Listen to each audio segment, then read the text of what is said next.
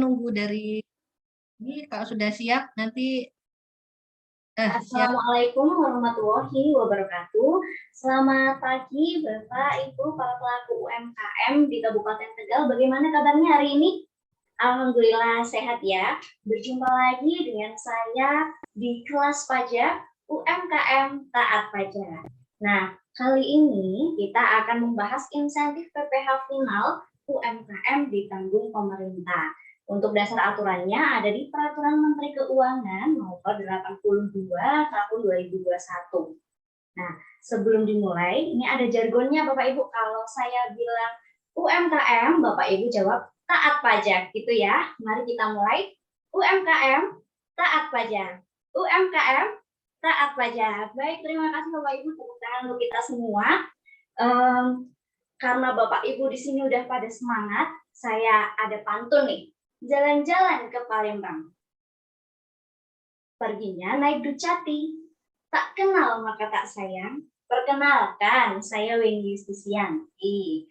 Bapak Ibu bisa memanggil saya Weni. Saya asisten penyuluh pajak dari Kantor Layanan Informasi dan Pengaduan Direktorat Jenderal Pajak atau yang biasa disebut dengan Kering Pajak 1500200.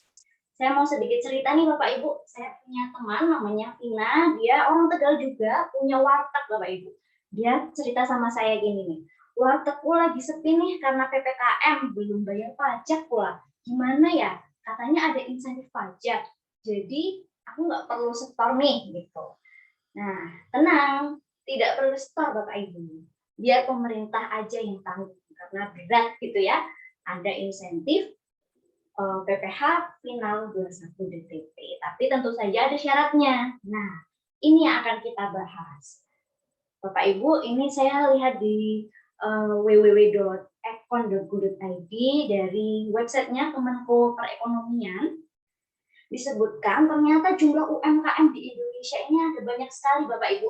Ada 64,19 juta.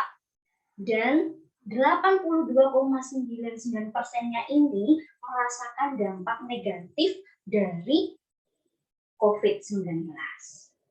Untuk itu, pemerintah ini memberikan insentif pajak untuk UMKM. Bapak Ibu mungkin bertanya-tanya ya, saya bisa dapat insentif atau enggak sih gitu ya? Nah, siapa sih penerimanya? Syaratnya apa? Syaratnya ada dua Bapak Ibu. Yang pertama, wajib pajak UMKM atau yang biasa dikenal dengan tarif 0,5%, yakni yang memiliki peredaran bruto tertentu dikenai PPh final berdasarkan Peraturan Pemerintah Nomor 23 Tahun 2018. Yang omsetnya tidak melebihi 4,8 miliar setahun. Tentunya yang memiliki SK PP23 yang masih aktif ya. Kalau misalnya nih Bapak Ibu masih belum punya SK-nya, tenang saja, silahkan lapor saja realisasi PPh final. Ini syarat yang kedua, harus lapor realisasi secara online di pajak.go.id paling lambatnya tanggal 20 bulan berikutnya. Kalau dua syarat ini terpenuhi, maka Bapak Ibu tidak perlu menyetorkan PPh final 0,5%. Untuk laporan realisasinya, ini meliputi PPh terutang atas penghasilan yang diterima atau diperoleh, termasuk juga transaksi dengan pemotong atau pemungut. Lapornya paling lambat tadi tanggal berapa? Tanggal 20 bulan berikutnya. Kalau melebihi bagaimana? Mohon maaf nih Bapak Ibu, hangus insentifnya. Nggak bisa mendapatkan insentif tadi. Maka Bapak Ibu harus setor 0,5%-nya. Nah, kalau misalnya sudah lapor tapi salah, tenang. Bapak Ibu bisa melakukan pembetulan. Gimana paham? Masih belum ya Bapak? Sabar ya. Contohnya nih, sekarang masa pajaknya kapan Bapak? Masa pajak Oktober. Berarti paling lambat lapornya kapan? 20 November. Kalau misalnya salah mau pembetulan, paling lambatnya kapan? 31 Desember. Udah paham ya Bapak Ibu ya? Baik, kita lanjut. Kalau misalnya Bapak Ibu ada transaksi dengan pemotong atau pemungut nih, silahkan diberikan fotokopi SK PP23 ke mereka. Nanti mereka akan mengkonfirmasi kebenaran SK tersebut di rumah konfirmasi dokumen.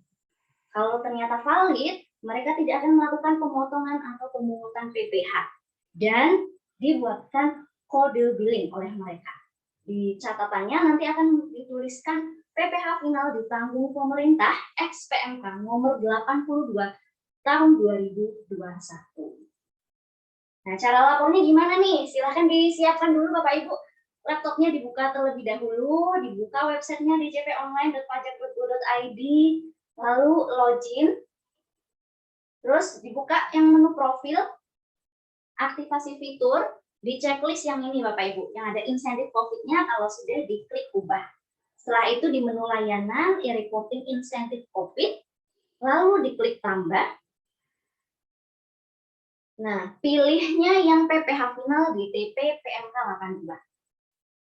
Nah, diisi saja, diikuti saja petunjuk yang ada di situ. Kalau misalnya bingung, lihat petunjuk sebelah kiri. Tenang, sudah ada petunjuknya. Formulirnya atau formatnya sudah tersedia juga, tinggal di-download Bapak Ibu nanti. Bentuknya seperti apa? Bentuknya Excel seperti ini. Silahkan untuk yang setor sendiri diisi ada lokasi usaha, NPWP, peredaran bruto, PPh final, klik validasi. Kalau ada pemotongan pemungutan, diisi di sini, diklik validasi. Kode billing yang tadi di-inputnya di sini. Kalau tidak ada, gimana? Nggak apa-apa. Dikosongkan saja, nggak perlu diisi, tapi harus klik validasi. Jangan lupa di-rename file Excel-nya di ketentuan nomor 4 seperti ini.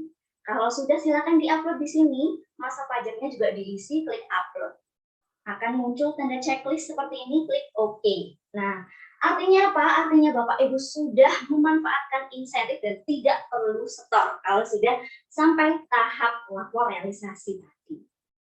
Jadi kesimpulannya apa Bapak Ibu? Kalau mau memanfaatkan insentif harus bagaimana?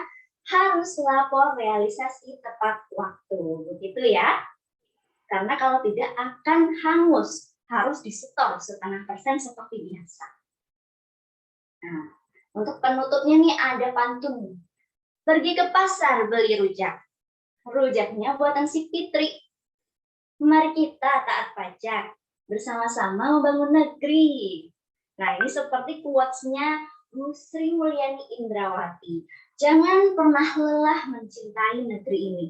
Jadi, pajak yang sudah Bapak Ibu setorkan, yang dari kemarin sudah setorkan, itu tidak hanya berguna untuk masa sekarang saja, tetapi juga berguna, bermanfaat untuk generasi berikutnya.